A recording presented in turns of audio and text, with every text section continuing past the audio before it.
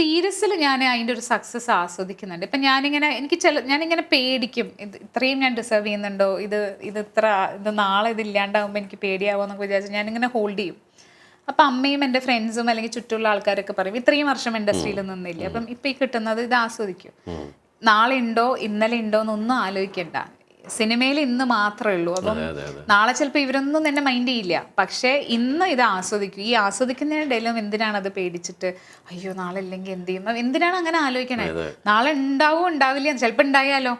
അപ്പോൾ അതുകൊണ്ട് ഇപ്പം ഉള്ളത് ആസ്വദിക്കാൻ പഠിച്ചു. എനിക്ക് ഏറ്റവും റെസ്പോൺസ് കിട്ടിയത് എൻ്റെ സീരീസിനാണ്. ഓഡിയൻസിൻ്റെ ലവും ഒരുപാട് ആളുകൾ അങ്ങനെ ഒരു ഹ്യൂജ് ക്രൗഡ് സപ്പോർട്ടേഴ്സ് അല്ലെങ്കിൽ നമ്മുടെ ആളുകൾ എന്ന് പറയാനായിട്ടൊക്കെ യെസ്, അങ്ങനെ എനിക്ക് കിട്ടിയത് സീരീസ് എന്നാണ്. ഐലിന്നും ഹാർട്ട് ബീറ്റ് എന്നുമാണ്. ഞാൻ എന്നിട്ട് പറയുകയും ചെയ്യും, എനിക്ക് ഫാൻസ് എന്ന് അവരെ വിളിക്കാൻ ഇഷ്ടമല്ല. ഇതൊരു ഭയങ്കര ഒരു വലിയ കമ്മ്യൂണിറ്റി പോലെയാണ്.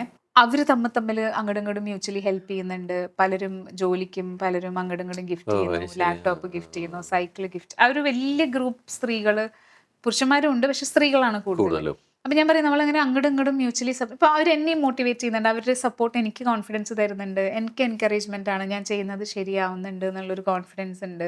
അപ്പോൾ അങ്ങോട്ടും ഇങ്ങോട്ടും ഉള്ള ഒരു മ്യൂച്വലി സപ്പോർട്ട് ചെയ്യുന്ന, അപ്ലിഫ്റ്റ് ചെയ്യുന്ന ഒരുപാട് പേര്.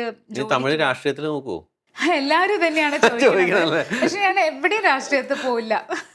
എന്താ പറയുക, ആളുകളെ സഹായിക്കുകയും ആളുകളെ സപ്പോർട്ട് ചെയ്യുകയും കൂടെ നിൽക്കുകയും നമുക്ക് ഇഷ്ടമുള്ളൊരു കാര്യമാണ്, നമ്മളത് ചെയ്യുകയും ചെയ്യും. പക്ഷെ എനിക്ക് തോന്നുന്നു ഒരു പാർട്ടിയുടെ ഒരു പൊളിറ്റിക്കൽ പാർട്ടിയുടെ ടാഗ് വന്നാലേ പിന്നെ പാർട്ടി നോക്കി സഹായിക്കണ്ടേ, ഇയാൾ മറ്റേ പാർട്ടിയാണ് ഇയാൾ സഹായിച്ചൂടാ, അങ്ങനെയൊക്കെ ആയിപ്പോയാലോ. അല്ലെങ്കിൽ മേലെ നമ്മളെന്തായാലും പാർട്ടിയുടെ വലിയ ആളാവില്ല. അപ്പോൾ പാർട്ടിയുടെ മേലേക്കുള്ള ആളുകൾ പറയണ അനുസരിച്ചിട്ട് നമുക്ക് ഇഷ്ടമില്ലാത്ത ആരെങ്കിലും ഒക്കെ സഹായിക്കേണ്ടി വരുമോ, അങ്ങനത്തെ ഒക്കെ ഉള്ള കുറെ ചിന്തകളൊക്കെ ഉണ്ടല്ലോ. അപ്പൊ അത് കാരണം അങ്ങനെയൊന്നുമില്ല, പൊളിറ്റിക്സ് ആ വഴിക്കേ ഇല്ല.